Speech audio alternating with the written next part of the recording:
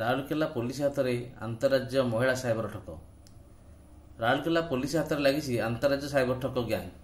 Cyber gang 10 जन अभियुक्त गिरफ्त कर गैंग को हैदराबाद विमान बंदर गिरफ्त कर राउरकेला पुलिस टीम गत डिसेम्बर मासरे राउरकेला साइबर थाना रे मामला रुजु कर जनवरी मासरे तदंत करिया परे पुलिस यह गैंग अभियुक्त को गिरफ्त करने स्वतंत्र टीम गठन करथिला। पुलिस तदन जना पड़ता जे एमाने आंध्र प्रदेश बासिंदा काम्बोडिया देश में ऑपरेट करुले। फेक डेटिंग आप रे नकली झील प्रोफाइल तैयारी कर लोक लक्ष लक्ष टंका चूना लगौले। गिरफ होता 10 जन महिला रही।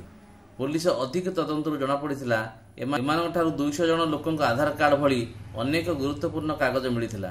सेहीपरि ऑनलाइन माध्यम लोक विभिन्न देश राउरकेला लंबकिशोर नायक।